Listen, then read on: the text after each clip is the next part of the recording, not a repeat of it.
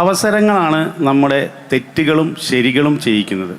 ഒരാൾ വീണ് കിടന്നാൽ നമ്മളവിടെ അയാളെ പൊക്കുന്നു, അതൊരു ശരിയാണ്. പക്ഷേ അയാൾ വീണ് കിടന്നത് കൊണ്ടാണ് നമ്മൾക്കൊരു ശരി ഉണ്ടാക്കാൻ പറ്റിയത്. അതുപോലെ തന്നെയാണ് തെറ്റുകൾ. ഞാൻ രാമനാട്ടുകര അങ്ങാടിയിൽ താമസിക്കുന്ന ആളാണ്. ഇത് കാലിക്കറ്റ് ഗേറ്റ് കള്ള് ഷാപ്പ് KTDC ബീവറേജ് 4-ൽ നിന്നും കറക്റ്റ് 100 മീറ്റർ ദൂരമേ എൻ്റെ വീട്ടിലേക്കുള്ളൂ. മനസ്സിലാക്കണം എൻ്റെ അവസരം എവിടെയാണ്. രാവിലെ 10 മണിക്ക് തുടങ്ങുന്ന ബീവറേജ്, രാത്രി 11 മണിക്ക് അവസാനിക്കുന്ന ബാർ.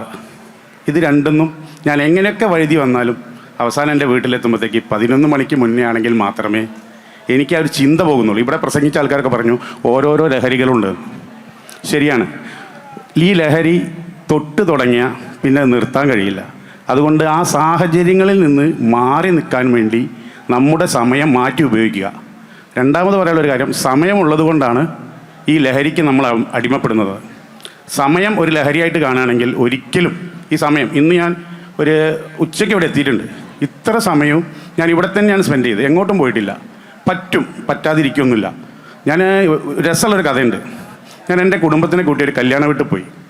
അത് എൻ്റെ ഭാര്യയുടെ വീട്ടിലാണ്, അവരുടെ ഒരു റിലേഷൻ്റെ. അവിടെ പോയി എല്ലാവരും ഉണ്ടായിരുന്നു. 1 പെഗ് അടിച്ചു, 2 പെഗ് അടിച്ചു, 3 പെഗ് അടിച്ചു, 5 കഴിഞ്ഞപ്പോൾ പിന്നെ എണ്ണിയില്ല. അങ്ങനെ ഞാൻ കാറെടുത്ത് ഞാൻ ഏകദേശം പന്തീരങ്കാവ് എത്തി. ബൈപ്പാസിലേക്ക് വളയുമ്പം ഒരു ബൈക്കുകാരനെ തട്ടി.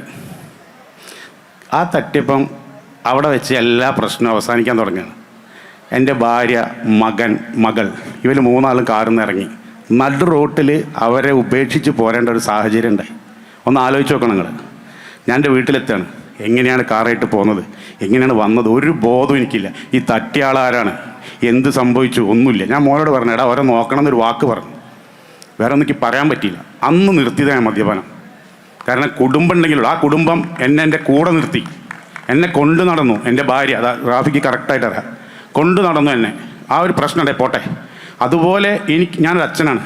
എൻ്റെ മക്കൾ ഒരുപാട് പ്രാവശ്യം ഞാൻ മദ്യപിച്ച് ആരോടോ പറഞ്ഞിട്ടുണ്ട്, വീടുണ്ടാക്കിയാലും ഞാൻ കിടക്കുന്ന ഡൈനിങ് ഹാളിലാണ്.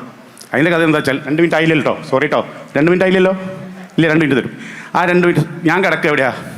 ഞാൻ രാത്രി നല്ല പൂക്കുറ്റിയായിട്ട് 11-11:30 വരാം. ഭാര്യ ഉറങ്ങിയിട്ടുണ്ടാവും, മോൾ ഉറങ്ങിയിട്ടുണ്ടാവും, പാവൻ്റെ അമ്മ എനിക്ക് വാതിൽ തുറന്നിരുന്നു. എന്നിട്ട് എന്താ പറയുക, നാളെ അവൾക്ക് ഡ്യൂട്ടിക്ക് പോകാനുള്ളതാണ്, ഇവിടെ കിടന്നോന്ന് പറയും. ഡൈനിങ് ഹാളിൽ ഒരു തലനിട്ട് തരും. വീടിൻ്റെ പേര് മണിമാളിക എന്നാണ്. ഈ മണിമാളിക ഉണ്ടാക്കിയിട്ടും ഞാൻ കിടക്കുന്നത് നിലത്താണ്. അപ്പം അങ്ങനത്തെ സാഹചര്യങ്ങളൊക്കെ മദ്യപിക്കുമ്പോഴും ഉണ്ടാവും. അപ്പോൾ ഡ്രഗ്സിൽ നിന്ന് ഒഴിവാകാനുള്ള ഏറ്റവും വലിയ നമ്മുടെ സമയം നന്നായിട്ട് യൂട്ടിലൈസ് ചെയ്യുക. അതാണ് ഇവിടെ പലരും പറഞ്ഞല്ലോ, ഏറ്റവും വലിയ ലഹരി ഓരോ സ്പോർട്സ് ഉണ്ടാവാം. കുട്ടികളെ നമ്മൾ അങ്ങനത്തെ ഓരോ കാര്യങ്ങൾക്ക് സമയബന്ധിതമായി പറഞ്ഞയക്കുക. പോകാൻ പറ്റാത്ത കുട്ടികളാണെങ്കിലും ജിമ്മ് തള്ളിവിടാം. എന്നാൽ പിന്നെ സൗഹൃദങ്ങൾ പ്രത്യേകം ശ്രദ്ധിക്കണം മക്കളെ. കാരണം രാമനാട്ടുകര അങ്ങാടിയിൽ കൊല വരെ നടക്കുന്ന അങ്ങാടിയാണ്. ഇന്ന് കഴിഞ്ഞ ദിവസം ഉണ്ടായിട്ടുണ്ട്. അപ്പോൾ ശ്രദ്ധിക്കുന്നത്, കൂട്ടുകെട്ട് വലിയ പ്രശ്നം തന്നെ, കുട്ടികൾക്കായാലും മുതിർന്നവർക്ക്, എനിക്കാണെങ്കിൽ പോലും. പിന്നെ എന്നെ പറ്റി പണ്ട് എൻ്റെ വീട്ടുകാരെൻ്റെ അമ്മ വരെ പറഞ്ഞെന്താ, ഓൻ്റെ കൂടെ നടന്ന ഈ വിടക്കാവും മോനെ നോക്കിക്കോന്ന് എൻ്റെ സുഹൃത്തുക്കളോട് പറഞ്ഞു കൊടുക്കരുത്. പിന്നെ നാട്ടിൽ നമ്മളൊരു പൂരിപ്പിക്കൽ വന്നല്ലോ, എന്താണ്, ഇയാൾ മദ്യപിക്കുമെന്ന്. അപ്പോൾ ഇത് പഞ്ചായത്തിൽ ഈ കടലാസ് കൊണ്ടായാൽ പഞ്ചായത്തിലുള്ളവർക്ക് മുഴുവൻ അറിയാം അവൻ മദ്യപിക്കുന്നു. പിന്നെ ഞാൻ എങ്ങനെയാണ് അത് പൂരിപ്പിക്കാതിരിക്കുക? അങ്ങനത്തെ കുറേ സങ്കടങ്ങൾ കണ്ടിട്ട് ഇപ്പം ഞാൻ സുന്ദരനായിട്ട് ജീവിക്കുന്നുണ്ട്. ഇനി ആ ഡ്രഗ്സ് ഉപയോഗിക്കാമെന്ന് തീരുമാനം എടുത്തോട്ടിട്ട് ഒരു പ്രശ്നമില്ല. തീരുമാനിക്കാനുള്ള ഒരു മനസ്സുണ്ടായാൽ ഉറപ്പാ മദ്യം നിർത്താം. മദ്യം എന്നല്ല, എന്ത് ഡ്രഗും തീരുമാനിക്കാനുള്ളൊരു മനസ്സുണ്ടാവും. അതുണ്ടെങ്കിൽ ഉറപ്പാ നിൽക്കും. പിന്നെ എനിക്ക് ഒരു വിശ്വാസം കൂടി ഉണ്ട്, എൻ്റെ ഇത്രയും വളരെ മോശം സിറ്റുവേഷൻസ് കണ്ട എൻ്റെ മക്കളൊന്നും ഇതിലേക്ക് പോവില്ല പറഞ്ഞാൽ പേടിയായിരിക്കും അവർക്ക്. തൊടുമ്പത്തേക്ക് പേടിക്കും, ഉറപ്പാ. അത്രയും മോശം സിറ്റുവേഷനിലൂടെയാണ് ഞാൻ പോണത്.